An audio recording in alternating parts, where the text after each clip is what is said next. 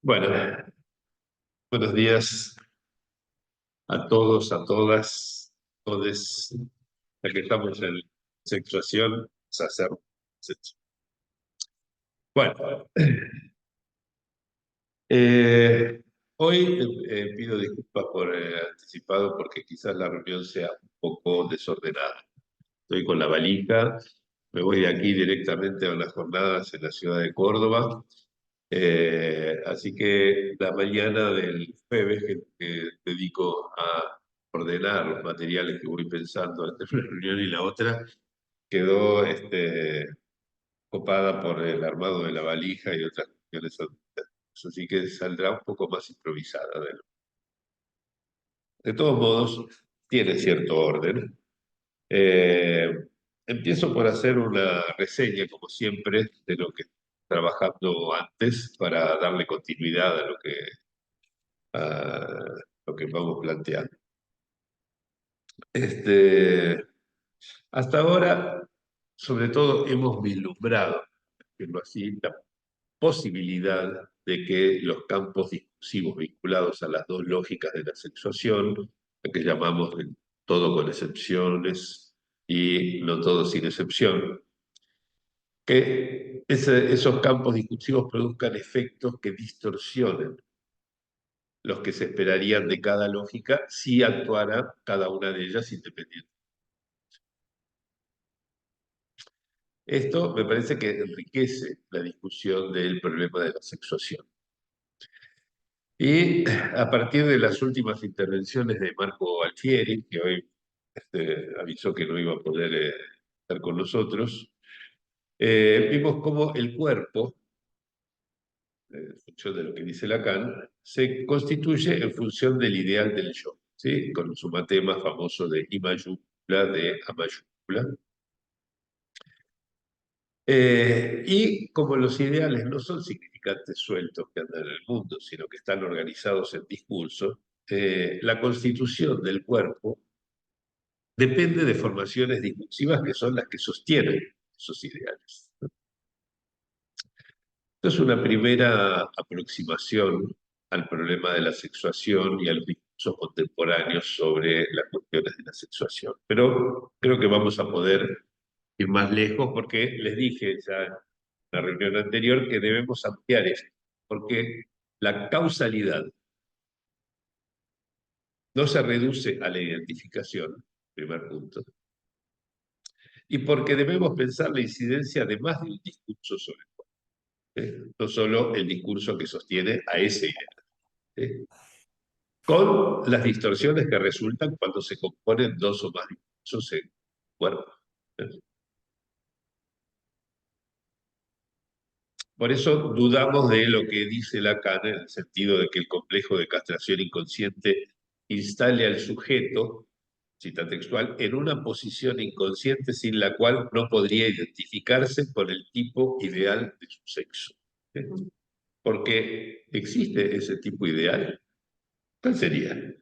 ¿Por qué no situar más bien el efecto E minúscula, como lo llamo, ¿sí? De un campo discursivo, en vez de un significante amo como ideal? En lugar de que el problema sea la identificación, se trataría del modo de inscribirse en cierto discurso, que es algo mucho más amplio que una identificación. Modos de inscribirse en cierto discurso. Bueno, de mis comentarios sobre el libro de Clotilde Leguil, L'être et le genre, la vez pasada, recordaré un par de cosas. ¿Sí? Hola Flavia, ¿qué tal? No te olvides de apagar después tu... Hola, ya. Eh, Clotilde resalta que en materia de género algo parece haberse rigidificado, mientras que los gender studies, los estudios de género, mostraron que los estereotipos alimentan una intolerancia que engendra sufrimiento, pues muy a menudo están al servicio de la exclusión del otro. ¿Sí? Y les dije que así se comportan como un discurso del amo, es decir, organizan segregando. ¿Sí? Y si este discurso tiene la lógica TCE, como la llamé, ¿sí? Todo con excepciones, ¿sí? Dejan de lado entonces ese NTSE, hoy lo voy a llamar NSE directamente, ¿sí? No todo sin excepciones, ¿sí? Con que Lacan formaliza la feminidad. Lo dejan de lado. Esos discursos, entonces, de alguna manera prolongan, ¿sí? Ya que Lacan formaliza la feminidad con esa lógica, prolongan entonces lo que Freud llamaba el rechazo de lo femenino, ¿sí? A pesar de todo lo innovador que es. Bueno, eh, les dije también que esa dificultad que tienen los sujetos para sentirse cómodos en el género, es una expresión muy linda que usa De Guil en su libro, la dificultad de los sujetos para sentirse cómodos en el género es propia de las composiciones interdisciplinarias, ¿no? El año pasado daba el ejemplo de que si estamos sometidos a dos discursos del amo, ¿sí? Debemos obedecer a dos amos, servir a dos amos al mismo tiempo, eso produce efectos de desgarro, enloquecimiento, desorientación, etcétera, ¿no? Entonces, es el ejemplo más fácil, más sencillo de transmitir de lo que son los efectos de una composición interdiscursiva en un cuerpo dado, ¿no? Entonces, efectivamente, lo mismo podemos plantear para cualquier par o conjunto de discursos, ¿sí? Que actúen sobre cuerpo, ¿no? Por eso, sentirse cómodos en el género es una verdadera utopía, ¿sí? Eh, pero también la dificultad de sentirse cómodos en el género proviene de la economía de los goces de cada uno, ¿sí? Esto es una cosa que agregué creo que en la última reunión, ya que estos goces pueden fijar a cada uno de nosotros en cierta posición sexuada y en ciertas elecciones de partener, que se introduce una inercia que va en contra de una supuesta fluidez que nos acomodaría de la mejor manera posible a la resultante de una composición, ¿no? Es decir, que esto toca al lo que llamamos de la singularidad, ¿sí? Las composiciones interdiscursivas. Entonces, esas formas de gozar, ¿sí? De la economía de los modos de gozar, ¿sí? Es afectada en la experiencia analítica por las formas de interpretación que inciden sobre el cuerpo hablante. Eso lo conocemos gracias a Lacan y la tercera, ¿sí? Pero en general pueden afectar, modificar, cambiar la relación del sujeto con las identidades sexuadas, que en definitiva dependen de cómo se inscribe en cierto discurso, ¿sí?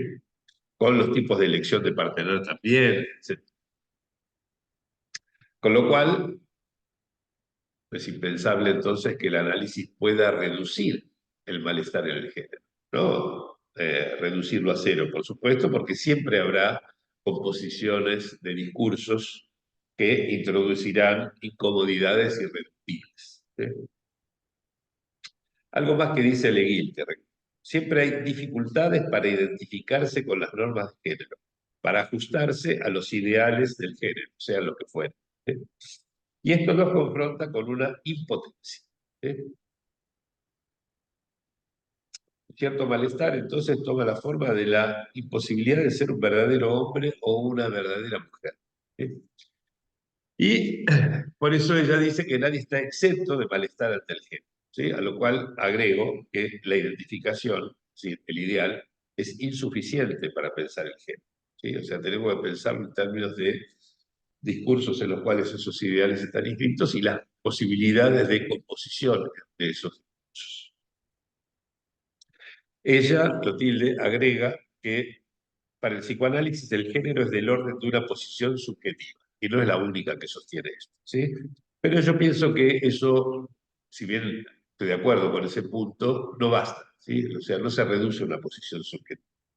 Habría que retomar, digamos, la distinción entre causa y consentimiento, muy bien desplegada por Miller en el curso que lleva ese nombre, y algo que discutí al respecto en el libro de Opligo, que voy a repasar aquí, además del hecho de que en el género también incide lo singular contingente, que es distinto de una posición subjetiva. ¿Sí? O sea, hay que tener presente que, digamos, en el análisis nos movemos dentro de tres extensionalidades lógicas distintas, ¿sí? Que son el vacío del sujeto, la singularidad del parletre y la universalidad del significante, que es el instrumento del cual transmite. Pero hay que distinguir lo subjetivo de lo singular. Sin esa distinción, en fin, me parece que las cosas se...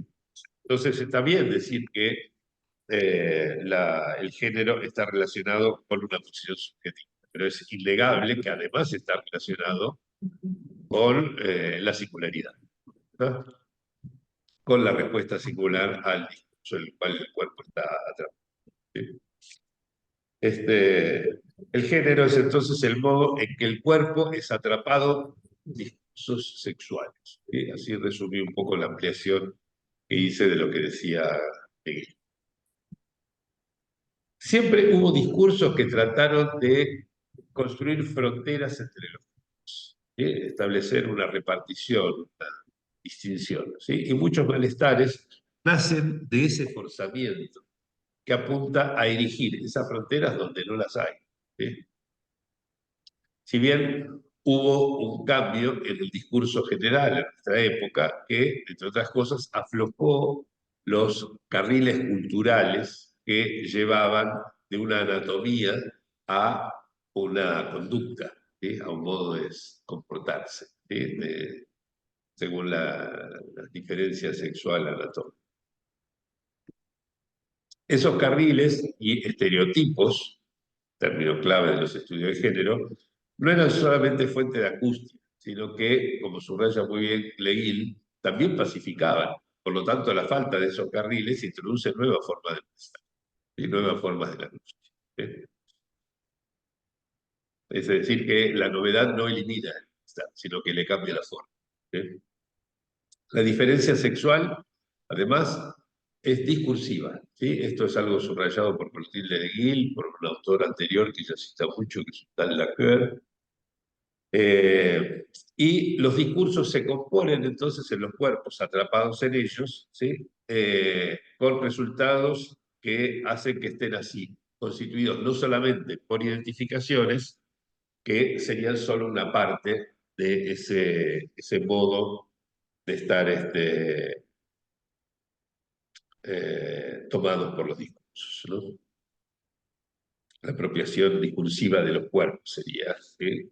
Pues tendría como una de sus partes la identificación, pero es algo más amplio. Por eso dije que no nos percibimos, ¿sí? De manera directa, no nos autopercibimos, ¿sí? Como se suele decir ahora, sino que nos percibimos en función de los discursos que toman nuestro cuerpo, ¿sí? Que tienen un aspecto, lo dije desde la primera reunión, ¿sí? Tiene un aspecto normativo, son los discursos sociales, culturales, legales inclusive, religiosos, etcétera. Todo eso que heterogéneo que Lacan resume en la expresión discurso sexual. ¿Sí? Pero además lo que nosotros estamos estudiando como estos discursos no normativos, que son los que son consecuencia lógica directa de la existencia del significante de la diferencia sexual. Es decir, los discursos correspondientes al todo con excepciones y al no todo sin excepción.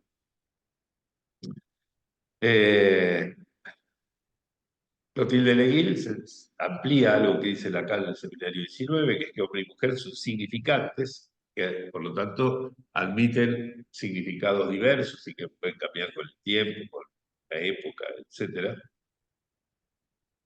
Subraya que la anatomía solo entra en juego a través de una significación en el lenguaje y de los discursos que se componen en el cuerpo. ¿Sí? Clotilde dice que ser mujer solo se conjuga en singular. ¿Sí?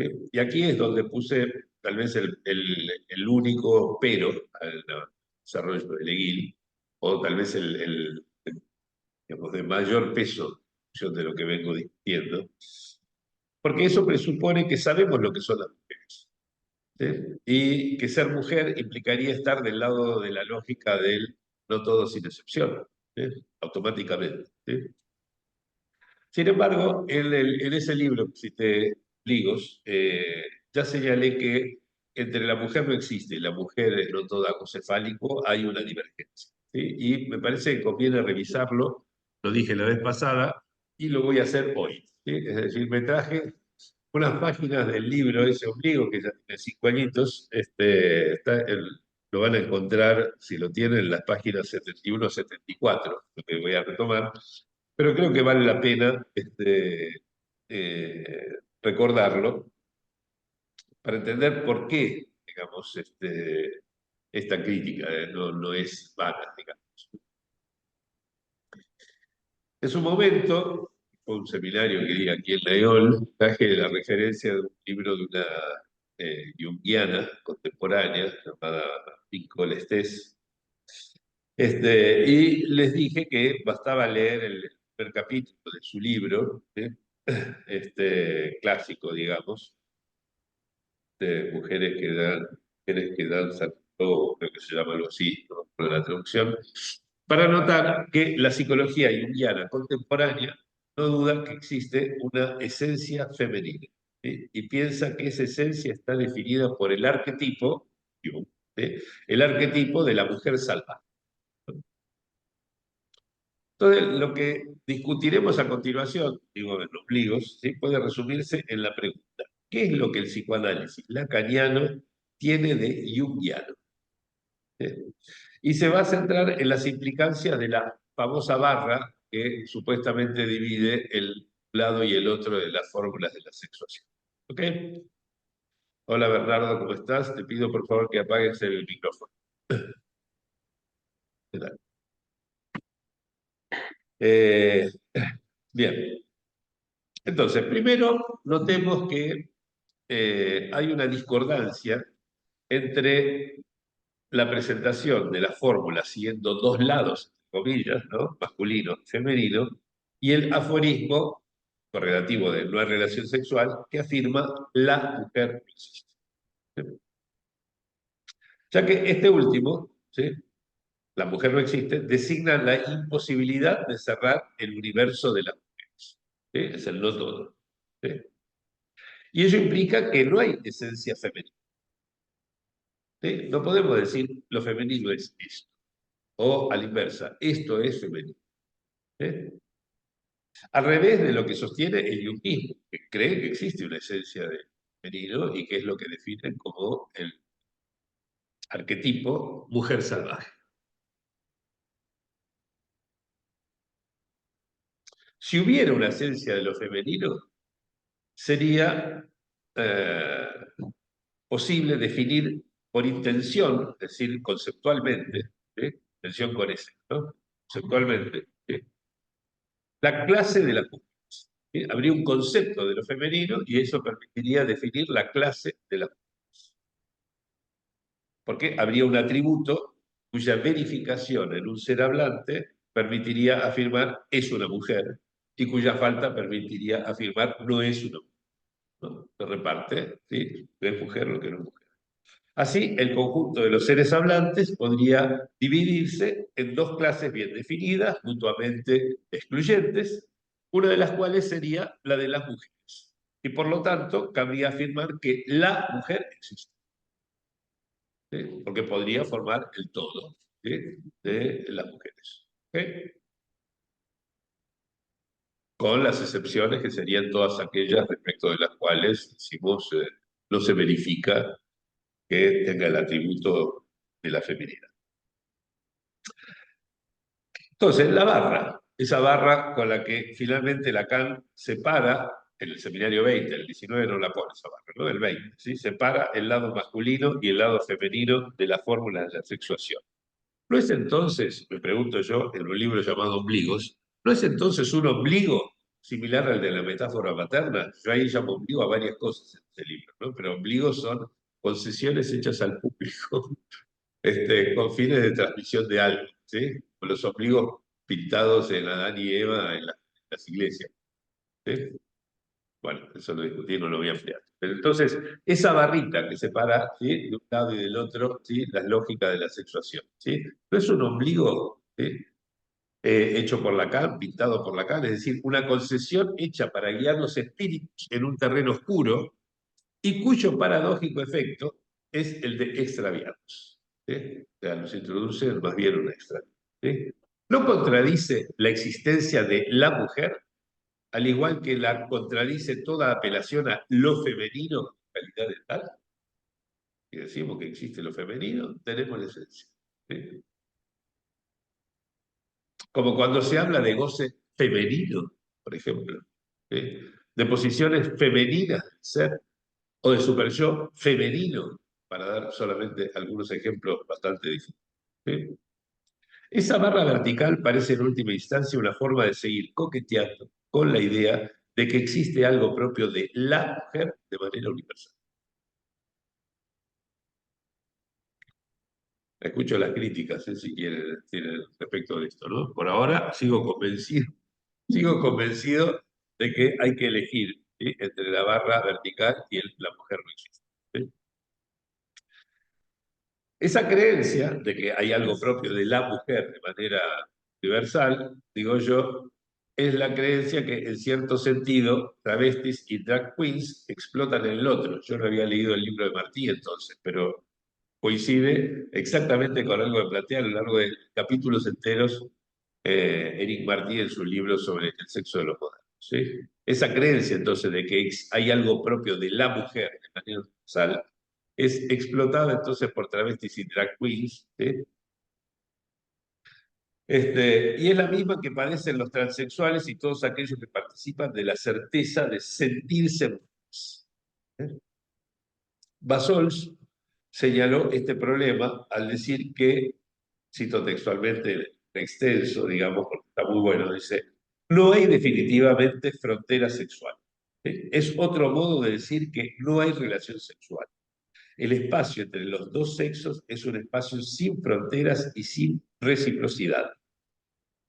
En lugar de una frontera entre dos espacios, tenemos un corte interior, una no reciprocidad, una disyunción interna, un exilio interior. Todas metáforas que utiliza Basols, que en esto suele abundar poéticamente. ¿Cómo atravesar, se pregunta un poco más adelante Basols, el semblante del falo para dirigirse a lo femenino, que en realidad está en su mismo espacio? No se trata tanto de dirigirse aún más allá del falo, sino de atravesarlo para dirigirse a su punto de extimidad, de exterioridad interior. ¿Sí? Y en la misma línea, Gorostiza propone concebir lo femenino como algo que está en la interioridad más íntima, más extima. Esto está en un Lacan cotidiano. Pero más íntima y más extima con respecto a qué, ¿sí? Me pregunto yo. ¿Sí? ¿Por qué dice Mariana Ambrós que la mujer funciona como nombre del padre? ¿Sí? Y Basols afirma que la objeción al universal masculino, para todo X, ¿sí? Es lo femenino, ¿sí? Sino, digo yo, porque en lugar de la excepción dentro de ese universal, es decir, el agente de la función de impacto, impacta, digamos, esa excepción, es precisamente el no todo de las mujeres. ¿Sí? O sea, que lo que funciona como las excepciones, ¿sí? Al todos, para todo X phi de X, ¿sí? Es el no todo femenino. Esto entonces permite superar la discordancia señalada y sugiere reemplazar, de ahí el logo de este seminario, reemplazar la repartición izquierda-derecha por una estructura como la botella de Klein, ¿no? Acá les voy a poner el dibujito para que la recuerden.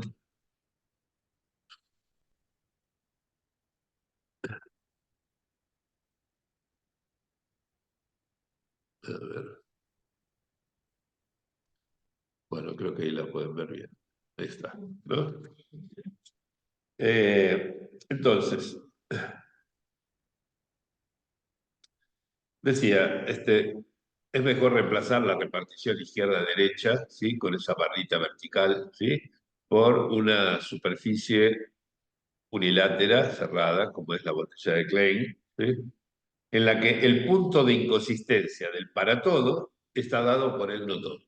¿Sí? O sea, lo que introduce la excepción que hace consistente el conjunto del todo con excepciones, ¿sí? Sería el no todo. Y en el que la incompletud del no todo esté garantizada por la existencia de ese para todo. ¿Ok? Bueno, Dejo esto. La reunión anterior, Marco Alfieri tomó la definición de realidad como montaje simbólico imaginario de los primeros seminarios de Lacan, que incluye la constitución de la forma del cuerpo, ¿sí? Que depende de esa articulación simbólica. Y se preguntó cómo se logra dar consistencia a la imagen corporal. ¿Sí? Cuestión clínica súper relevante. ¿Sí? ¿De qué depende, digamos, la consistencia o las perturbaciones de la consistencia o la ausencia total de consistencia de la imagen corporal? ¿Sí? Entonces decía que la identificación del estadio del espejo es un ejemplo que revela el modus operandi de esa función imaginaria, ¿sí?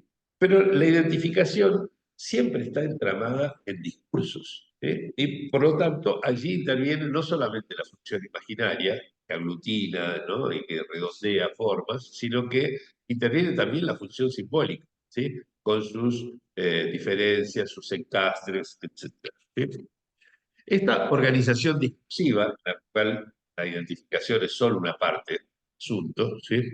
Y las composiciones que habilitan la existencia de más de un discurso, ¿sí? Son los responsables de múltiples distorsiones. ¿Sí? Este es un concepto clave que surge de la noción de composiciones entre discursos, ¿sí? Y que, en mi hipótesis, ¿sí? Puede ser útil para pensar eh, los problemas con la propia imagen corporal, ¿sí? Que inundan nuestra clínica en general, no solamente la clínica de transexualismo. ¿Sí? Esas distorsiones múltiples, ¿sí? Dependen entonces exclusivamente de la posición del sujeto respecto de los ideales, ¿no? Ideales sexuales en particular. ¿Sí? Digo, no dependen solamente de esa posición del sujeto. No sé si lo dije bien. ¿Sí? No dependen de esa posición del sujeto, sino también de su modo de inscripción en los discursos que toman su.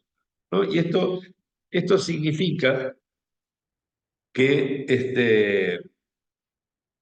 en la medida en que no existe el tipo ideal de cada sexo, ¿sí?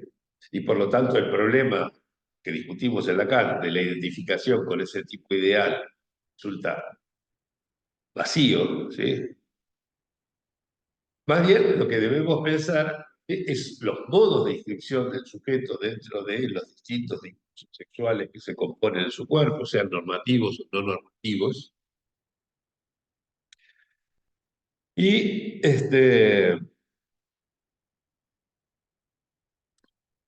y erradicar de nuestro discurso, de nuestro modo de pensar, la idea, incluso la posibilidad de que no existan tales distorsiones. Porque hablar de distorsiones en este terreno sería el reverso de pensar en la existencia de un modo normal de concebir la imagen del propio cuerpo y la identificación sexual. ¿Sí? Como son construcciones culturales, variables con el tiempo, la definición de esa norma se desarma su base. Y por lo tanto, hay que pensar que la distorsión no presupone, ¿sí? Una buena imagen, no presupone una buena identificación, sino que todos son distorsiones, ¿sí? Respecto de una norma que no existe. ¿Está? Esto me parece muy importante clínicamente. ¿Sí? Eh, Digo, nociones clásicas ya de la psiquiatría del siglo XX, como la dismorfofobia, por ejemplo, ¿sí? Deberían revisarse a la luz de esto. ¿Sí? Bueno, tal vez en algún momento me pongo a esclarecer un poco la cuestión de la dismorfobia. O sea que todo cuerpo es una distorsión en sí misma, podríamos decir. Toda relación con la imagen corporal es distorsionada porque no hay normalidad respecto de la cual. ¿Está? Bueno, algo que me gustó mucho también del aporte de Marco de la vez pasada fue su referencia a la caída de los grandes relatos ordenadores, ¿no? Lo que Baudrillard subrayaba como una de las características de lo que él bautizó como modernidad, ¿no? Si esos grandes relatos ordenadores perdieron fuerza, ¿sí? Entonces quizás los relatos ordenadores son los que introducen la función de lo simbólico, digamos, en esa guía que propone, digamos, las identificaciones sexuales y la posición en el género. Entonces, eso quiere decir que lo que tomaría su relevo sería sobre todo función imaginaria, ¿sí? Porque la simbólica es la que está, podríamos decir, amortiguada por la pérdida de esos recursos, ¿sí? Y a esto añadí dos puntuaciones, ¿sí? Primero, que ciertas consideraciones del esquema óptico cambiarían si las pensamos sin el principio de placer. ¿Sí? Porque la noción de unas pulsiones autoeróticas que serían anteriores a la constitución de la imagen corporal no se sostiene. ¿Sí? Esto es algo que trabajé, creo yo, si mal no recuerdo, en Nuevos Retorcidos, ¿sí? Cuando entiendo las consecuencias de erradicar el principio del placer de la enseñanza de la y todas sus consecuencias. Este, Digo, esta cuestión de que las pulsiones autoeróticas existan antes de que se constituya la imagen corporal, ¿sí? Tiene el problema de que las pulsiones no son en principio autoeróticas, porque de entrada hay un goce que es relación con el otro, ¿sí? O sea, no hay un autismo inicial, ¿sí? Esta idea del autismo inicial, del goce del cual se partiría, etcétera, la discuto todas las veces que sea necesario, ¿sí? Aunque hasta se hacen ya jornadas sobre el tema del autismo, ¿sí? Bueno, eh, la consistencia corporal, por lo tanto, si depende de esa economía del modo de gozar, ¿sí? Si depende de los lazos discursivos con el otro, ¿sí? La consistencia corporal entonces no es algo que se produzca en un solo cuerpo, o algo propio de un solo cuerpo, o aislado, como individual, sino en la relación entre los dos, ¿sí? Aquí convendría hacer algunos desarrollos que entronquen la noción de campo discursivo con las ideas acerca de la identificación formadora de la imagen. Si tenemos tiempo, lo vamos a hacer este año. Si no tengo tiempo, hagan ustedes. ¿Sí? Hay muchas cosas para investigar aquí. Por otro lado, hay algo en las funciones de lo simbólico y lo imaginario que ha cambiado con la época, efectivamente. ¿Sí? Con la desaparición de los grandes relatos, su reemplazo por el bombardeo de breves cadenas significantes en formaciones desordenadas, ¿sí? El significante se presenta de otro modo, ¿sí? Se presenta más del lado del todo sin excepciones, ¿sí? Que del lado del todo con excepción que podrían darnos grandes relatos, ¿sí? Y esto favorece que en los modos de enlace y en la constitución de la realidad, la función imaginaria, como decía, prevalezca sobre el checo. Aquí yo les sugiero, como lectura complementaria, si tienen ganas de ampliar este asunto, el curso de El desencanto del psicoanálisis, el daño del psicoanálisis de Miller II. Particularmente el tramo que se conoce como intuiciones milanesas, ¿sí? Que son dos clases que él da a la vuelta de inauguración de la escuela italiana, psicoanálisis. Eh, Hizo una nueva versión de esas intuiciones milanesas que va a ser publicada en una compilación ahora de poco tiempo, titulada simplemente El inconsciente es la política, ¿sí? Que recopila un seminario que dimos entre cuantos colegas hace 2 años aquí en la EUR, y que giraba alrededor de las instituciones milanesas de Miller, así que ahí incluimos, con el permiso de Miller, una nueva versión conocida de su institución, ¿sí? Digo porque allí es donde él despliega, da las coordenadas principales de este nuevo modo de presentación del significante en el mundo, ¿sí? Bajo la forma de pedacitos de información, de bits de información, ¿sí? En lugar de grandes relatos, ¿no? Esto tiene incidencias en la subjetividad. Hoy a la mañana recibí un artículo muy lindo de Ceci González en el blog del Síntoma, de Sadik de Córdoba, muy interesante. Para los que estén conectados conmigo a través de Facebook, compartí el link en mi perfil de Facebook. Está realmente muy bueno lo que dice acerca del uso de la palabra en Twitter, etc. Bueno, eh, entonces, si cambia algo de la función simbólica en el mundo, ¿sí? Porque esto va a afectar en la incidencia de los discursos en la constitución de las identificaciones sexuales, de las elecciones de partener sexual, etcétera. Y por lo tanto, lo imaginario, la función imaginaria, va a tener una prevalencia mayor que antes, ¿sí? Eh, Mucho más que los relatos, ¿no? Ustedes miran, no es solamente una cuestión tipográfica, los periódicos de hace 100 años eran esencialmente palabras con unas pocas imágenes, hoy en día son grandes imágenes con pequeños pies, notas al pie, y generalmente las cosas que circulan en las redes sociales, o está la imagen sola, está la imagen, un par de palabras, ¿está? Es decir, que hay algo que dio la relación entre el literario y lo simbólico en la presentación de significante del mundo, ¿no? Digo, ¿por qué nos importan estas cosas? Porque eh, nos importan por la incidencia de los discursos en la sexuación, que es lo que estamos estudiando, ya que el imaginario, ¿sí?, entre otras cosas, es corporal, ¿sí? Es decir, que afecta el modo en que percibimos nuestro cuerpo, ¿no? Lo percibimos a través de los discursos y hay algo de los discursos que está cambiando, ¿no?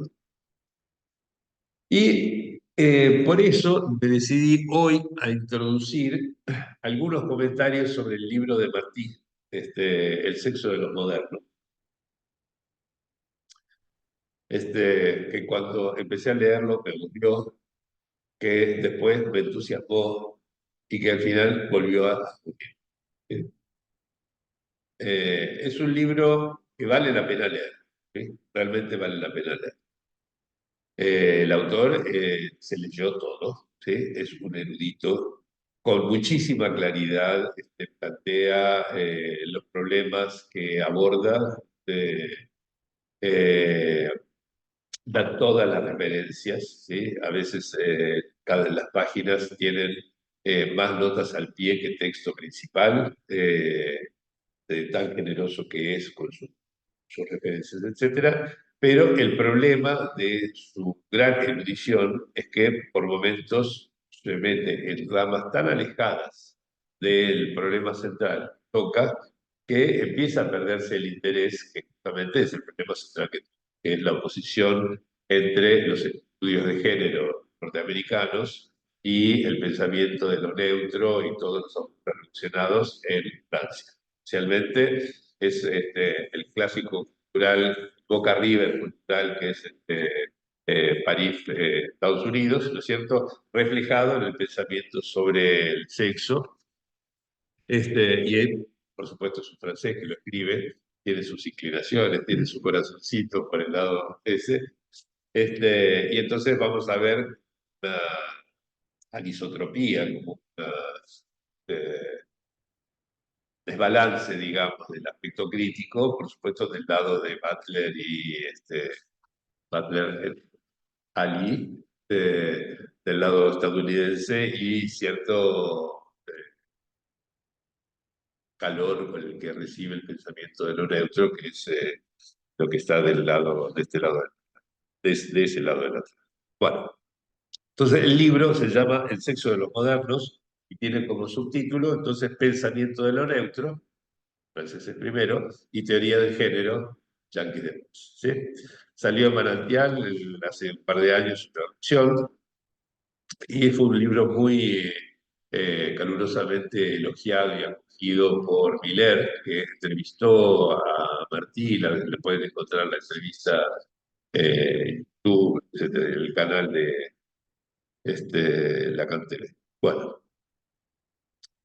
¿por qué es que digo que conviene en este momento decir alguna de las cosas que de Martí, ¿no? Porque les decía que estamos estudiando la incidencia de los discursos en la acentuación. Incidencias, entonces, donde la prevalencia del imaginario está más subrayada que nunca por la época en la que vivimos, ¿sí?, que tiene cierta degradación de lo simbólico, y porque el libro de Martí, ¿sí?, busca desenredar el entrelazamiento de los discursos que sostienen la noción de género, ¿sí?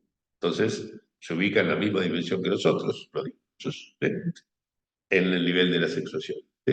Está podríamos decir, en el territorio que estamos explorando, ubica su libro, ¿sí?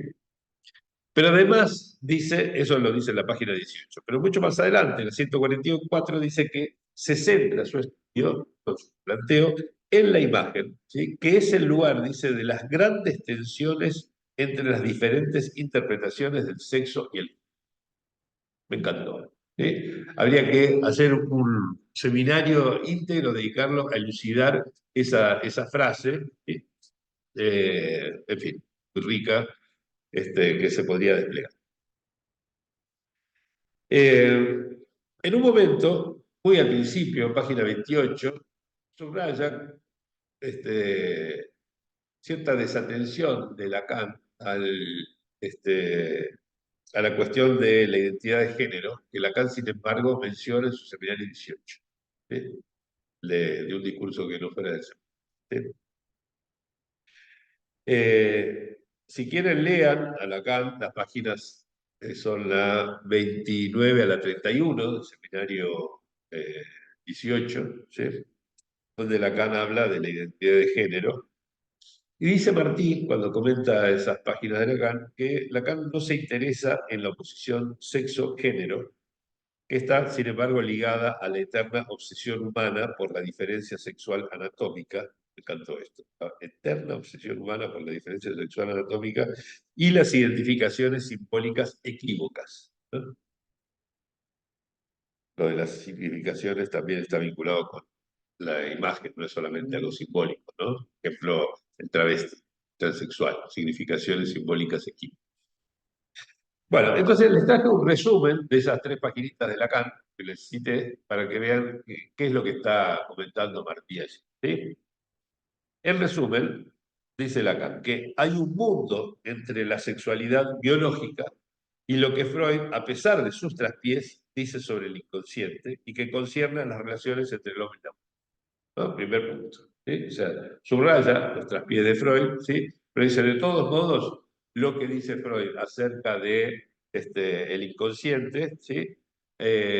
Tiene un mundo de distancia con la sexualidad concebida desde el punto de vista biológico, tiene que ver con somas y esas cosas así, ¿no? Ese es el primer punto.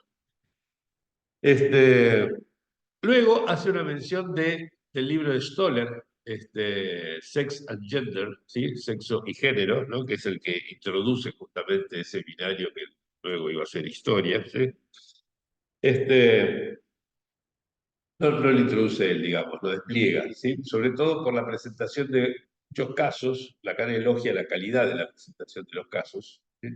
Casos de transexuales, ¿sí? Es decir, personas, como dice Lacan, habitadas por un fuerte deseo de pasar al otro género, ¿no? Pero lo que le critica Lacan a Stoller, ¿sí? Es que elude la cara psicótica, ¿sí? De esos casos, ¿sí? Porque ignora la formación, ¿sí? Este es uno de los tantos puntos que hoy en día criticamos de la concepción lacaniana de la transexualidad, ¿sí? Es decir, el hecho de que Lacan piense que todo transexual, por estar habitado por ese deseo de pasar al otro sexo, ¿sí? Es de por sí alguien que ha formado el falo como significante y por lo tanto eso es signo de una forma de psicosis. Hoy tenemos otra manera de pensar. Y eh, Lacan, a partir de allí, menciona, creo que es la única vez que lo dice enseñanza, la identidad de género, ¿sí? La identidad de género, dice Lacan, es el hombre y la mujer, ¿sí? Eso es la identidad de género. Bastante esquemático, podríamos decir, ¿sí? Y dice que el destino de los seres hablantes es repartirse entre hombres y mujeres, ¿sí? Cosa que podemos decir, en esto se equivocó, ¿sí? Este, eh, y creo que, digamos, viviendo en el siglo XXI, en esos años del siglo XXI, se hubiera reído un poco de lo que es la cara. ¿Sí? Creo que aquí, en este punto, o bien fue superado por sus propios prejuicios, superado en el sentido de que siempre tiene una posición fenomenológica, ¿sí? Mira las cosas mismas. Y esto de fenomenología no tiene nada. ¿Sí? Este, o bien no vislumbró las consecuencias de la propia fórmula de la situación que él estaba ya alucinando y que iba a presentar el año siguiente. En fin, como sea, esto que dice allí, que el destino de los seres hablantes es repartirse entre hombres y mujeres, es sostenible. Lo que sí me gustó es lo que dice a continuación, a pesar de que es todavía un poco anticuado, digamos, en relación, como decir hoy, sobre la sexuación. Dice, el chico deberá hacer de hombre. Me gustó lo de hacer de hombre. ¿Sí? Por supuesto, no es que un deber que tenga de hacer de hombre, ¿no? Pero me gusta porque dice, dando a la chica signos de que lo es. ¿No? Y dice, estamos entonces en la dimensión de semblante. ¿Sí? Esto es muy importante porque fíjense que es lo que, otra manera de decir por qué Martí en su libro, ¿sí? Se centra tanto en la cuestión de la imagen. ¿Sí? Y por qué nosotros ahora ponemos tanto peso para hablar de la sexuación, no solamente en el aspecto simbólico, sino en el aspecto imaginario, en las funciones imaginarias que están presentes allí. ¿Sí? Entonces, es una dimensión de semblante la que está presente en este devenir hombre, devenir mujer, etcétera, ¿sí? Y es una dimensión que, con toda dimensión de semblante, se vehicula en un discurso. Por esto termino, digamos, el resumen de esas 3 paginitas de Lacan en el seminario 18. Bueno, eh, creo yo que es absolutamente imprescindible que Lacanismo, psicoanálisis en general, avance bastante más allá de estos planteos de Lacan. ¿Sí? Es absolutamente indispensable. ¿Sí? Así como tuvimos que en algún momento decir, no se puede sostener lo que dice Lacan sobre el transexualismo, que ya tenemos una casuística bastante amplia de transexualismo, donde claramente está inscrito el padre, no hay tal solución, etc. ¿Sí? La generalización insostenible, clínicamente insostenible. De la misma manera, parece que podemos decir, bueno, en este punto, o fue una concesión al estilo ombligos de Lacan, ¿sí? Para guiar espíritus y al mismo tiempo extraviarlos, o bien tenemos que decir que esto no se sostiene, sencillamente no se sostiene. En cualquiera de los casos tenemos que ir más allá de este planteo de Lacan. Bueno, retomo entonces los comentarios, breves comentarios que hago sobre el libro de Martí. ¿Se acuerdan, no? El pensamiento de lo neutro, ¿sí? Es el estilo francés, digamos, de pensar la cuestión de la sexuación a partir de las expresiones de Roland Barthes, eh, que introduce esta noción de lo neutro. Hay todo un curso que salió publicado, curso que él dio en el Collège de France, que realmente vale la pena. Hace muchísimos años lo leí para ver las afinidades y también las distinciones que había entre la noción cartesiana de lo neutro y la noción psicoanalítica de simultaneidad. ¿Sí? Bueno, pero el curso ese vale la pena, realmente muy, muy interesante. Entonces, pensamiento de lo neutro se contrapone, y esta es la tesis principal de Martí, a los estudios de género de digamos, en general, y los de Butler en particular, y todas las consecuencias que tuvo este pensamiento, ¿no? Bueno, el pensamiento de lo neutro, de Barthes, entonces, no pretende ampliar el paradigma masculino-femenino mediante una proliferación de nombres, LGBTQI. ¿Sí? O sea, no es esa la pretensión de Barthes, ¿sí? Sino acceder a la ausencia de nominación. ¿Sí? Y este es el punto, ¿sí? La ausencia de nominación, ¿sí? Sería equivalente, piénselo lógicamente, ¿sí? La ausencia de nominación es señalar la imposibilidad de inscribir esto en un universal. ¿Sí? Si no lo puedo inscribir en un universal, quiere decir que es singular. ¿Sí? Lo único que está fuera de los universales es lo singular. ¿Ok? Y por lo tanto, esto es lo que asimila, eso es lo que estudié hace varios años, lo neutro con lo singular. ¿Sí? Sería entonces una manera de pensar la lógica del no todo sin excepción, ¿sí? Lo neutro, ¿sí? Porque busca, dice, acceder a la ausencia de nominación, ¿sí? Sería el paradigma del uno por uno. ¿Sí? Acceder, dice Martí, subraya Martí, a la eliminación de la barra que separa y opone masculino y femenino. Eso lo pueden encontrar en la página 38. Sin embargo, mucho más adelante, página 247, ¿sí? Martí observa que Lacan es hostil al pensamiento del neutro. ¿Sí? Es interesante esto. ¿Sí? Que Lacan es hostil a ese pensamiento del neutro. ¿Sí? Porque, de alguna manera, él propone no el borramiento, ¿sí? Sino que además de la lógica del no todo sin excepciones, además de eso está la lógica del todo con excepciones. ¿Está? Para Lacan no es solamente que haya uno por uno, es decir, todo femenino, podríamos decir, valga el oxímoron. ¿Está? Sino que está la colección abierta, ¿sí? Que no cierra un conjunto, ¿sí? Hecho de singularidades, pero también está el todo con excepciones, ¿sí? Que es el otro conjunto de pares de fórmulas, el otro par de fórmulas, dicho, de la lógica de la sexuación. Para... Un segundito que voy a silenciar a alguien. Está allí con el micrófono abierto.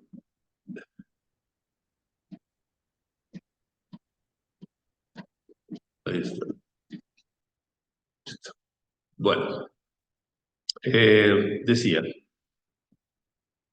eh, para Freud y Lacan, dice Martí, no hay más que un sexo, el falo, ¿sí? Que rige la diferencia sexual. ¿Sí? Es una lectura que celebro realmente, está de acuerdo con lo que pienso, no es lo que piensan la mayoría de los lacanianos, ¿sí? Pero algo de eso hay, todos, todo lo que pensamos los lacanianos, ¿sí? Deleuze, en cambio, no dice que hay dos, sino que hay una infinidad, ¿sí? Si ustedes leen, por ejemplo, Mil Mesetas o El Antiedipo, ¿sí? La propuesta es más bien la de n sexos, donde n puede ser cualquier, ¿sí? Un número indefinido. Esto lo encuentra en la página 275. ¿Sí?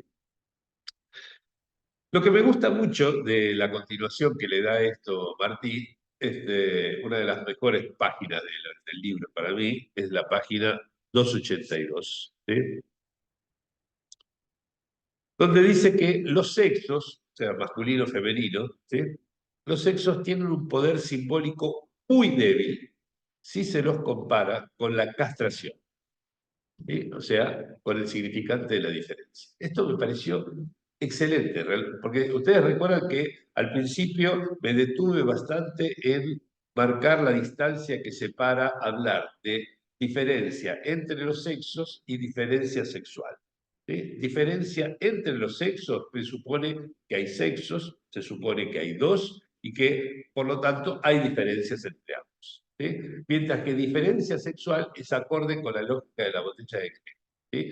Hay diferencia, la diferencia es, toda diferencia, un significante, y ese significante, en calidad de corte, topológicamente equivale a un corte, engendra una superficie que no tiene por qué dividir el mundo en dos clases distintas. ¿Sí? Particularmente, Lacan propone, ya del seminario 10, se llama la vasija de la castración, ¿sí? Propone que tiene la forma de una botella de crema, es decir, que no reparte el universo, no separa de este lado los hombres, del otro lado las mujeres. ¿Está?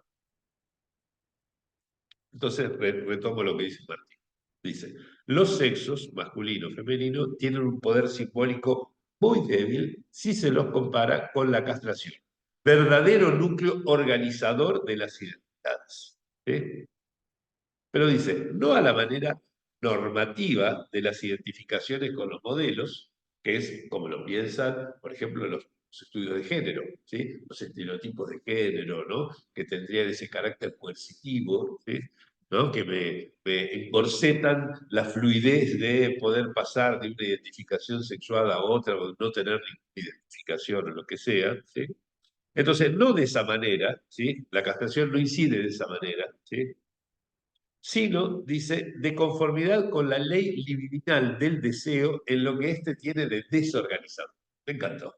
¿Sí? Es decir, en lugar de que la castración tenga simplemente un papel de repartidor rígido, ¿no? Que define las, ¿no? Dice, más bien está de acuerdo con, como dice, la ley libidinal del deseo en lo que éste tiene de desorganizado. ¿Sí? Es más, yo creo que él entiende aquí, Martín, me parece que entiende aquí el deseo en el sentido más clásicamente freudiano del término, es decir, como aquello que constituye el núcleo singular de nuestro ser. ¿Ok? O sea, la X de las fórmulas que vengo sentándoles desde hace un par de años. Bueno, y una referencia dentro de las cosas eruditas que de, de-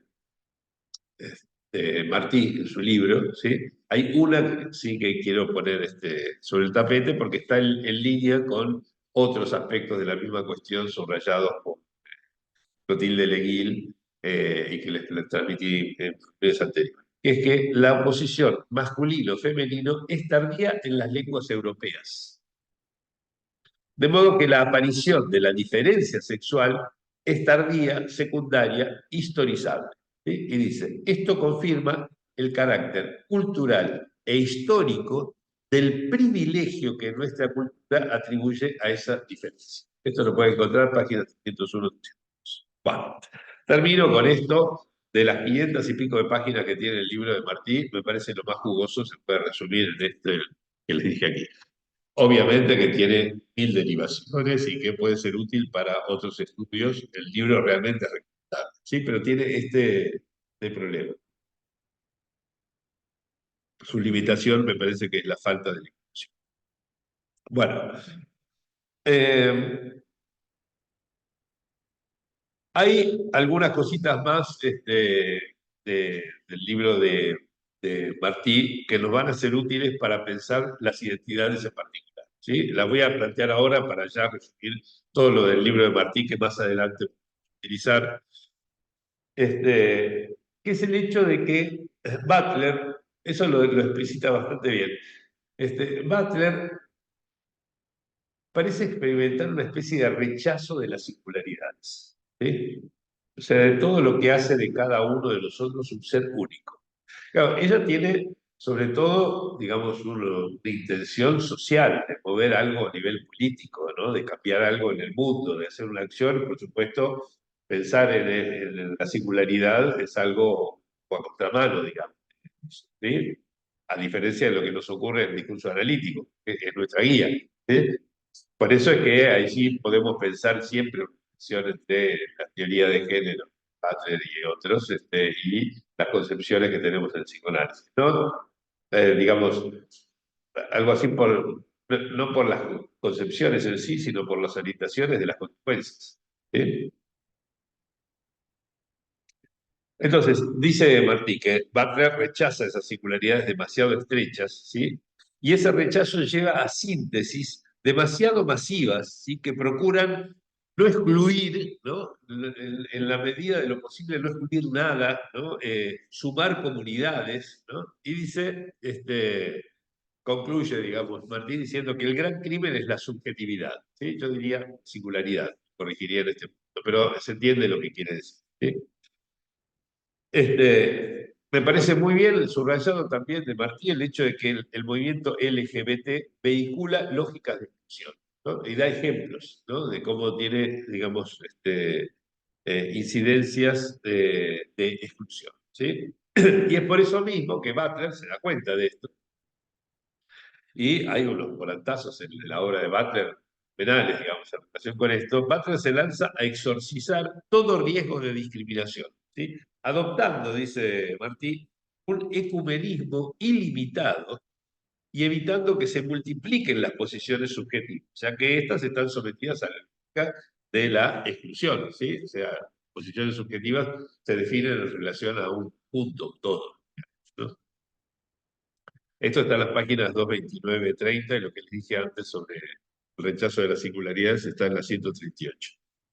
Y última referencia de este punto, que me parece interesante retomar de Martí, es que la tensión conceptual entre la noción de género y la de orientación sexual complica las categorías, ¿no? El género es si me siento hombre, mujer u otra cosa, ¿sí? Mientras que la orientación sexual es si me gustan los hombres, me gustan las mujeres, son distintos, ¿sí? Son dependientes en algún sentido.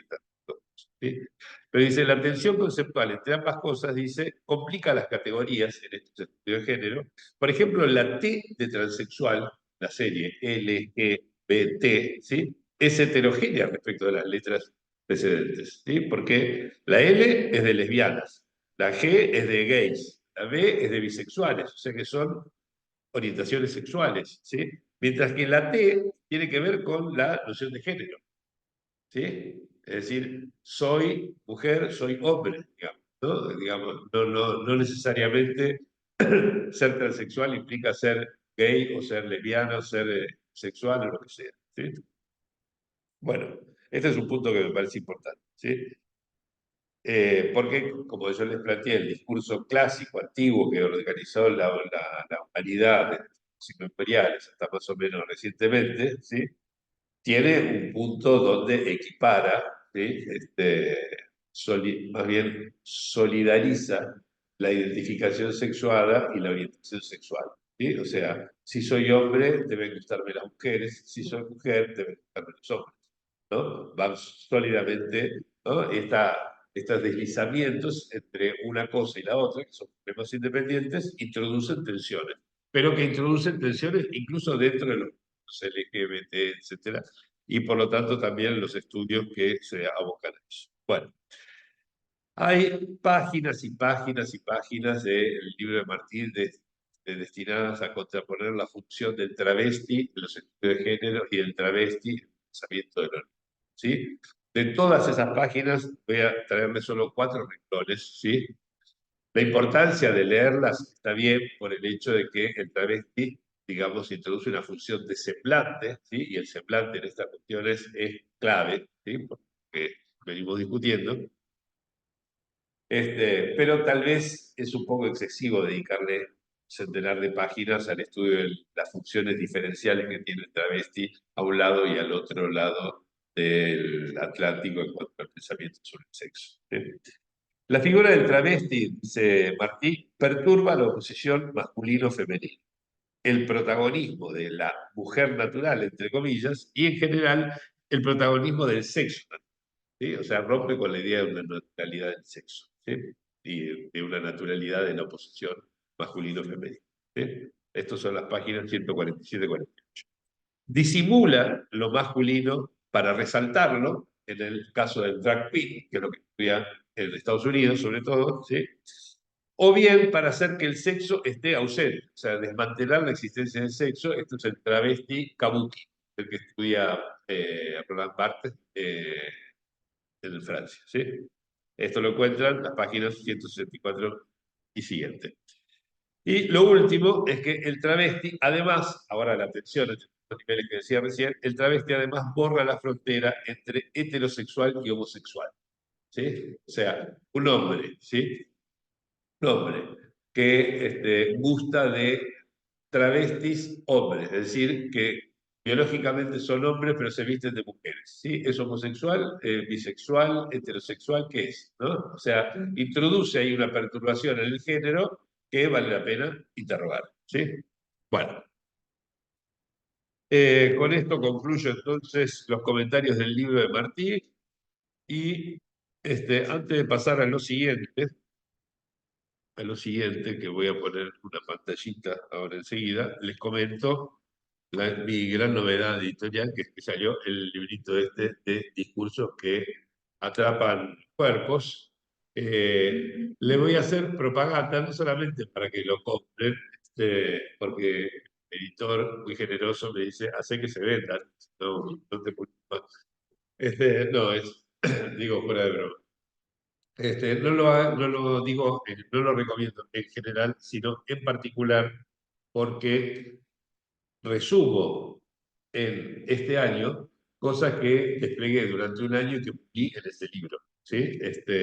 Como base para estudiar el problema de la sexuación, ¿sí? O sea, este es un libro que lleva como subtítulo, para que lo vean, no les he mentido, del lazo social a la composición interdiscursiva, ¿sí? Y la composición interdiscursiva es el tema central. Es decir, que es la prolongación de la doctrina de Lacan, en los discursos, ¿sí? Para estudiar el caso en que los cuerpos estén atrapados no solamente por un discurso, sino lo que es más general, por dos o más, y los efectos de distorsión que eso tiene en los discursos correspondientes. Bueno, entonces, ¿por qué traigo a colación esto? Ahora voy a poner de vuelta la pantallita, porque aquí creo que ven las formulitas, ¿no? Sí, se ven las formulitas. Sí. Bueno, este,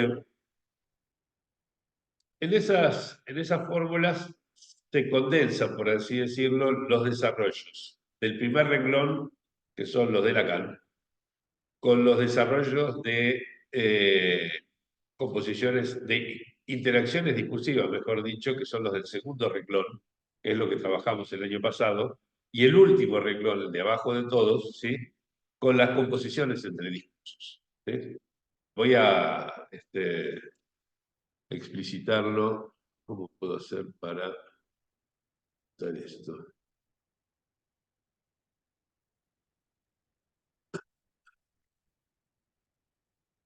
No puedo pasar a...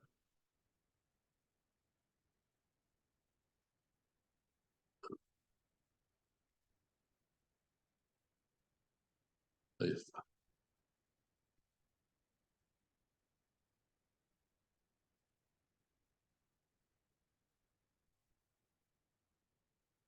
Ahí se completa. Sí, por fin. Bueno, ¿y ahora por qué? Es que herramientas de pero láser. Bueno, ay, qué lindo que se ve. Me recuerda a las épocas de la pandemia que estaba todo el tiempo. Las herramientas. Bueno, entonces, tenemos aquí, vamos a ver estas formulitas para que se puedan traducir a nuestro lenguaje habitual. Tenemos aquí, en primer lugar, esta formulita que dice que todo X está sometido a la acción de esta función phi mayúscula, ¿sí? Significante de la diferencia sexual. Aquí una segunda fórmula, que es la existencia de al menos una excepción, o sea, de una, dos, tres, n excepciones, todas las que sean. Por eso digo que este par, ¿sí? Es el de la lógica de el todo, formado aquí, ¿sí? Con excepciones, plural, porque en principio hay más de uno, ¿no? Las dos juntas, ahí tienen la sigla TCE, indica todo con excepciones. Mientras que aquí tenemos el otro par de fórmulas que fundamenta Lacan en su seminario 19, construye, que es la imposibilidad de armar el todo, ¿sí? Ese no todo, donde la negación recae sobre el todo, ¿sí? No sobre la proposición en su conjunto, que es lo que estudia la lógica clásica, ¿sí? La imposibilidad de armar el todo, ¿sí? Y la correspondiente inexistencia de excepción, ¿sí? Todo de los phi no lo puedo armar, pero las excepciones, que serían no phi, no existen, ¿sí? Por eso es no todo sin excepciones. NSE designa el no todo sin excepciones, ¿no? Lo que propuse como punto de partida para la exploración de este año fue tener en cuenta el carácter discursivo de esta lógica del todo con excepciones, teniendo en cuenta el hecho de que el modo en que los discursos sobre el sexo inciden en nuestro cuerpo es dinámico, es decir, que no se reduce a una lógica, sino que hay que tener en cuenta los efectos de causación. ¿sí? Las relaciones de causa y efecto no pueden describirse satisfactoriamente, les di ejemplos, traje referencias, reduciéndolas a relaciones. ¿Sí? Necesitamos introducir algo más y esto es lo que pongo trabajar en términos de las interacciones discursivas. ¿Sí? ¿Qué son las interacciones discursivas? ¿Sí? Son las maneras de pensar saliendo de la imagen clásica del lazo social, conocida por Rousseau en el siglo XVIII, ¿sí? La relación que los cuerpos tienen con los discursos, ¿sí? Con los campos discursivos, como Teo, librito este que acaba de salir, en unos términos que pueden encontrar aquí y que voy a explicar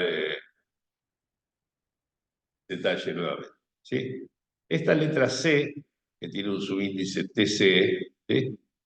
Es el campo discursivo, ¿sí? Correspondiente a la lógica del todo con excepciones. ¿Sí? O sea, lo que Lacan describe lógicamente como todo con excepciones, digo, afecta a colecciones de cuerpos, no es algo que designe lo que ocurre con el cuerpo, afecta a colecciones de cuerpos, y el modo en que esas colecciones de cuerpos están alojadas, por así decirlo, dentro de esa lógica de todo con excepciones, no puede ser sino discursivo.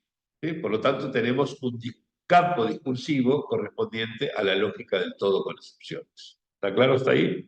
Eso tiene que ver con tu pregunta, Liz. Tenemos un campo discursivo relacionado con la lógica del todo con excepciones. Ese campo discursivo es el que aquí anoto con la letra C, con el subíndice TCE de todo con excepciones. Muy bien. Ese campo discursivo afecta a los cuerpos, ¿sí? Los discursos atrapan cuerpos. ¿Sí? El título de mi librito, este de aquí, está tomado de una expresión que Miller introduce para organizar unas clases del seminario 19, ¿sí? Creo que es la última parte, si no recuerdo, la penúltima, donde dice cuerpos, le puso como título, cuerpos atrapados por el discurso. ¿Ok? ¿Sí? Todos esos ordenamientos o agrupaciones, mejor dicho, de capítulos que suele hacer Miller, que subdivide, digamos, en partes los seminarios de Lacan. Tenemos una de esas partes que es los cuerpos atrapados en los discursos, ¿no? Entonces ahí tomo, el acento está puesto ahora no en el cuerpo, sino en el discurso. ¿Sí? Por eso el discurso que atrapan cuerpos. Y si tenemos un campo discursivo como este, el de la lógica del todo con excepciones, va a ejercer una acción, que es lo que está representado con esta letra arroba, ¿sí? Va a ejercer una acción sobre cuerpos que están definidos esencialmente para nosotros por dos cuestiones. ¿Sí? Uno, sus particularidades, ¿sí? Y otro, su singularidad. P son las particularidades, X es su singularidad. P puede ser un conjunto de atributos, ¿sí? Entre los cuales, por ejemplo, podríamos incluir, si quieren, la sexualidad desde el punto de vista anatómico, ¿sí? Que tiene relevancia, ¿sí? En relación a los efectos que tienen los campos discursivos en el cuerpo, ¿sí?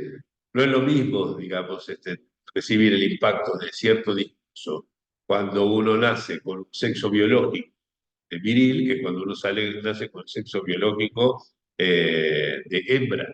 ¿Sí? Son distintos los efectos que tienen los dos. ¿Sí? Eso lo ponemos del lado de P. ¿Sí? Pero además existe X, ¿sí? Que es la singularidad, que tiene el carácter de contingencia y que tiene este puntito de aquí, ¿sí? Este punto que es clave, ¿sí? Por el hecho de que en la contingencia propia de la singularidad está incluida la posibilidad del consentimiento o no a la acción de determinado discurso. ¿Sí? O sea, el punto, podríamos decir, de libertad absoluta, ¿sí? Respecto de los discursos que nos atrapan. ¿Sí? No es una libertad en el sentido de que deliberemos, digamos, sí o no, ¿sí? ¿No? Acepto o no acepto las imposiciones de tal o cual discurso, para nada tiene que ver con eso, ¿sí? Por lo tanto, no está presente así tampoco la noción de la rebeldía, ¿sí?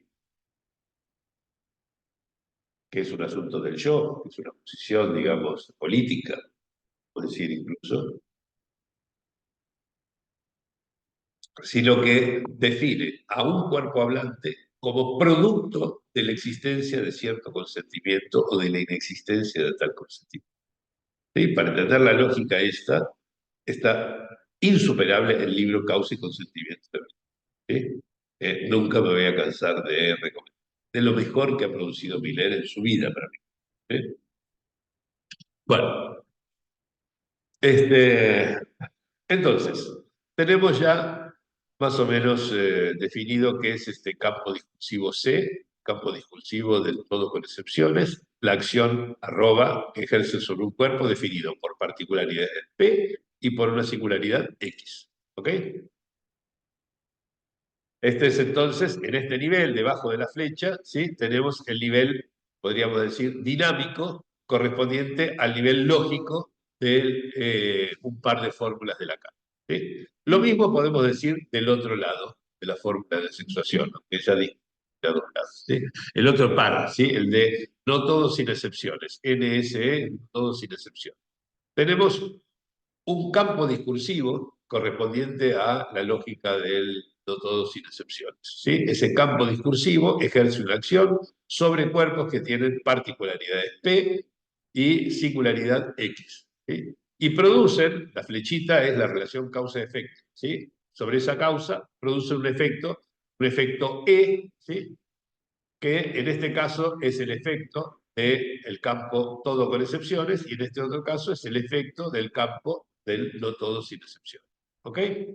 Pero todos los cuerpos, absolutamente todos los cuerpos, sin excepción, y acá en el sentido vulgar del término todos y del término excepción, todos los cuerpos están sometidos a la acción conjunta de estos dos discursos no normativos, ¿sí? Que corresponden a las lógicas que despliega Lacan en el sexo. ¿Sí? No es que si nazco con un sexo biológico, entonces voy a estar sometido a esta lógica, y si nazco con el otro sexo biológico, estaré sometido a esta otra lógica. Eso es absurdo, insostenible, eso es junguiano, si quieren, ¿sí? Para retomar lo que discutía en Ombligos, ¿sí? Sino que todo cuerpo está sometido al mismo tiempo a la acción conjunta de esos dos discursos normativos. A lo cual después le tendremos que sumar los discursos normativos, que son otro problema no menor, ¿sí? Pero por ahora me centro en este nivel, que es lo que sería fundamentalmente Lacan. ¿Sí? ¿Qué significa esta gran llave que está debajo? Significa lo que acabo de decir. Es decir, que cada cuerpo, definido por sus particularidades P y su singularidad X, ¿sí? Está sometido a la acción conjunta, ese es el paréntesis, y el más no es una suma algebraica, el más es una composición compleja entre los efectos de un campo discursivo y el otro campo. ¿Ok? Y el efecto, ¿sí? El efecto, ¿sí? De esa cosa tan compleja que acabamos de desglosar, ¿sí? El efecto de eso va a ser lo que un poco estrechamente repartimos en las categorías de identificación de género y orientación sexual. ¿Ok? De allí es que surge, entonces, la identificación de género y la orientación sexual, de esa composición compleja. Más, obvio, ¿sí? Todas las incidencias que puedan tener el discurso sexual normativo, religioso, político, etc. ¿No? Médico, inclusive, ¿no? Muy bien estudiado eso, el libro de Miquel Misé sobre el cuerpo equivocado. Bueno, tal vez ahora no resulte tan abstracto, digamos, lo que está planteado en esta forma, ¿no? Esto es lo que yo les propongo interrogar, explorar, ¿sí? La vez pasada les dejé para pensar, les dejé como una especie de tarea para el hogar, qué ocurre cuando un cuerpo hablante está tomado por los dos campos, ¿no? El todo con excepciones y el no todo sin excepciones, ¿sí? ¿Qué pasa, por ejemplo, en función de las distintas particularidades P o en función del modo en que se conforme las distintas singularidades X? ¿Sí? ¿Qué casuística podríamos pensar en función de esto? ¿Sí? En En este librito, sobre el final, cuando ya me estaba despidiendo prácticamente de esto, decidí incluir algunas cositas de un libro. A ver, el editor decidió sacar los subtítulos, es una pena, porque los subtítulos hacen que uno pueda localizar las cosas más rápido. Pero bueno, creo que había un apartado sobre transexualismo. Sí, acá está. Las páginas 76, 77, 70, hasta el 80 más o menos, hay un apartado sobre sexualismo y algunas otras cosas más, ¿no? Digo, ahí muy rápidamente hice algún comentario sobre el libro de Miquel Isé y algunas cositas más de otros casos tomados de un libro que ya les voy a dar la referencia.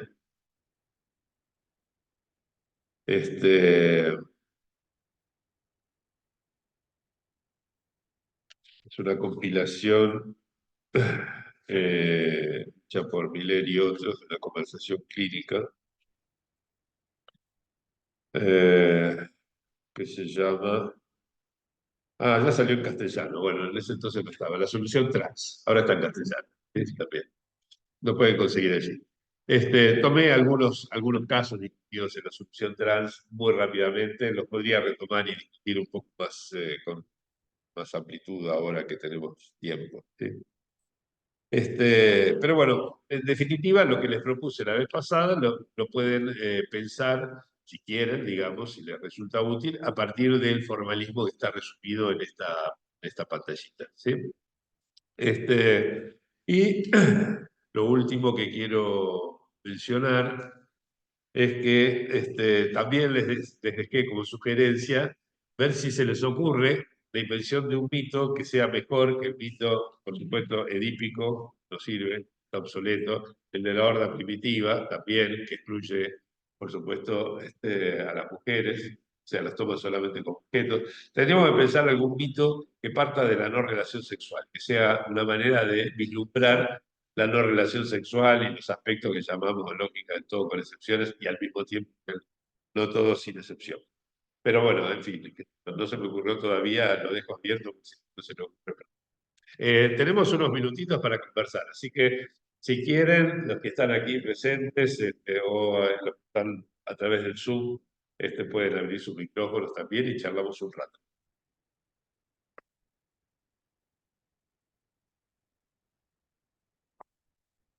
¿Va quedando claro más o menos el planteo, por dónde va? ¿Sí? Veo que hay en el puntito que subraya nuevamente.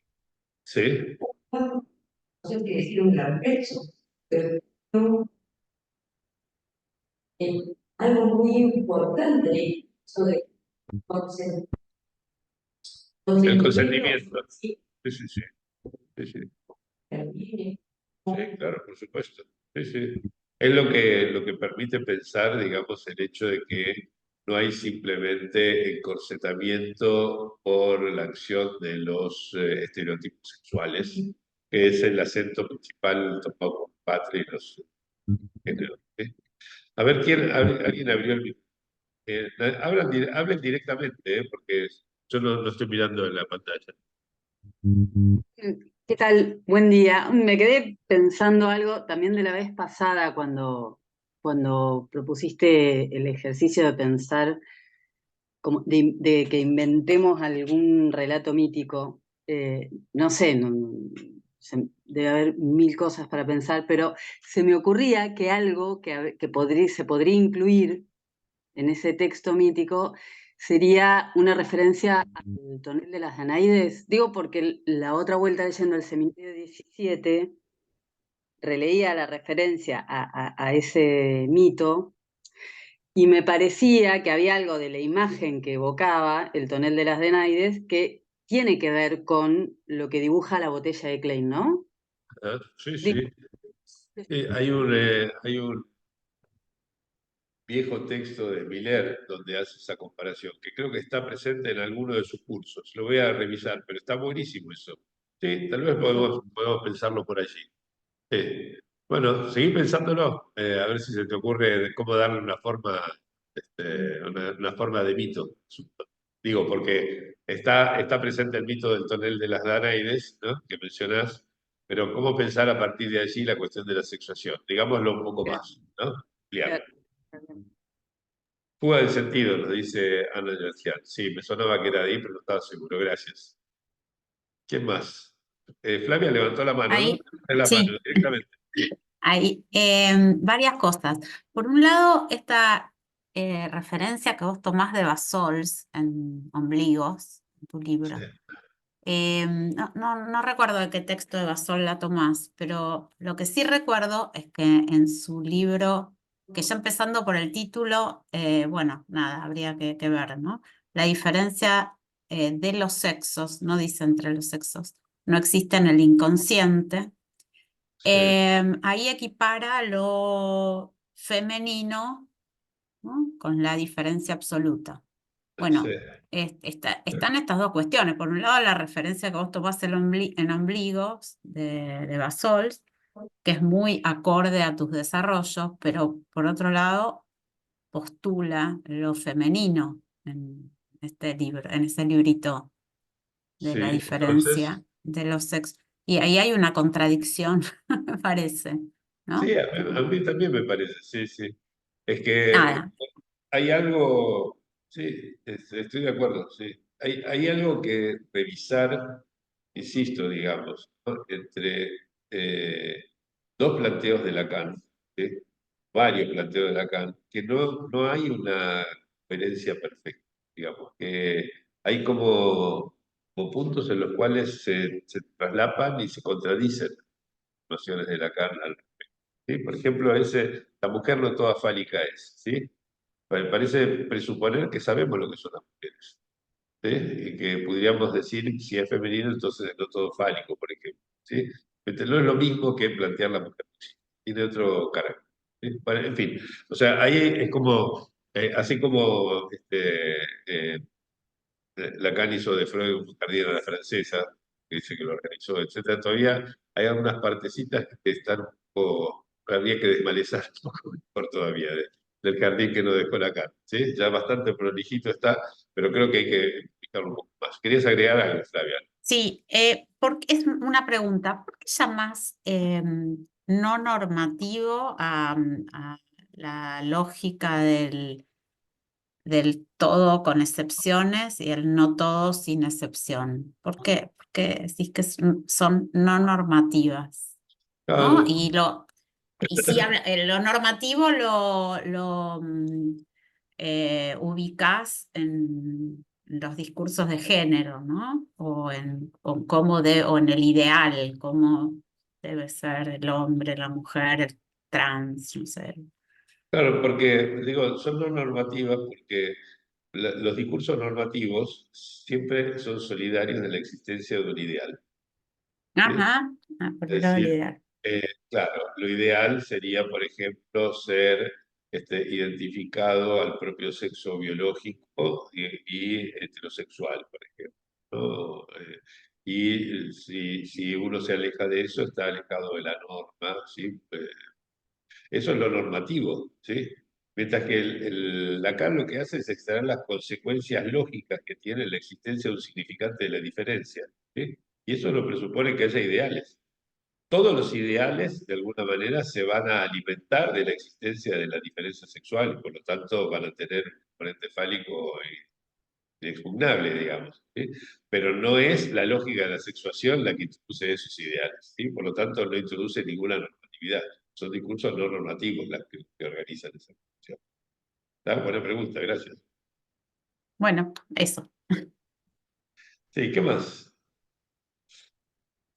Me gustaría preguntar sobre el modelo, sobre el esquema que está en la pantalla, si, específicamente sobre em, la X y la E que aparece al final. Es decir, cabe la posibilidad de pensar de que la E al final de la fórmula es la X de una fórmula posterior. Es decir, si el efecto resultante de esta combinación interdiscursiva es lo que resulta ser la singularidad que entrará a formar parte de otro componente de influencias interdiscursivas. Es una Querría creer pregunta. que no. Ya. Espero que, espero que no. Ahí estaríamos en un problema tremendo, digamos. No, yo pienso que de todos modos, eh, creo sí que está muy bueno, me hace pensar algo que nunca había pensado, que esas digamos, esos efectos, ¿sí? Son efectos sobre ciertos cuerpos, ¿sí? Sobre ciertos cuerpos hablantes y sexuados, ¿sí? Esos cuerpos hablantes y sexuados, ¿sí? A su vez, son los que van a estar implicados en el sostén de determinados discursos sexuales, ¿sí? Y por lo tanto van a estar esos efectos incorporados en lo que luego conocemos como los ideales de esos discursos normativos, ¿sí? Esos campos discursivos normativos. Al mismo tiempo, van a incidir, por ejemplo, probablemente en las particularidades P, ¿sí? De ciertos cuerpos sexuados, por ejemplo, al nivel de su descendencia, Mm, ¿sí? O sea que va a haber momentos en los cuales puede haber una especie de función de recompensa de eso, pero no creo que vaya en el nivel de la X, ¿sí? Pues si hubiera en el nivel de la X, entonces la X no sería completamente contingente. Y uno de los caracteres de la singularidad es que es contingente, es decir, que no hay ley que pueda predeterminarlo, decidirlo, etc. Así que agradezco mucho, muy buen comentario. Pero quiero creer que no. Si me encontrara con que la respuesta es sí, entonces tendría que reformular desde su base algo de tipo. Bueno, dejo abierta la inquietud. Otra pregunta Sí, sobre la influencia de los campos discursivos. ¿No cabría pensar quizás en grados de influencia? Es decir, sí, por eh, supuesto, no sí, sí. todos son igualmente No, presentes, no, ¿no es no, no. cierto? Hay algunos que Precisamente, son más gravitantes, otros que no son tan gravitantes, otros que tienen una exactamente. influencia Sí, sí, muy sí. virtualizada, ¿no? Estoy totalmente de acuerdo. Sí, sí. Y digamos, por ejemplo, esto tiene que ver con las particularidades P. ¿Sí? O sea, P incluye, por ejemplo, las posiciones subjetivas. P incluye el lugar que uno ocupa en determinada jerarquía. P incluye nuestro estrato socioeconómico. P incluye montones de cosas que son propias de conjuntos, de colecciones de cuerpos hablantes. Así que sí, por supuesto. Sí, eso está incluido dentro de las P y la injerencia que eso tiene. Muy buenas preguntas, agradezco mucho, Marcos. Y tengo que terminar porque se nos pasó la hora. Les agradezco mucho. Alguien preguntó si iba a haber reuniones en julio. Como siempre, la primera reunión de julio va a existir, o sea, el segundo jueves de julio nos reuniremos, el cuarto no, ahí saltamos a agosto. ¿Sí? La pasen muy bien, nos vemos. Gracias. Hasta luego.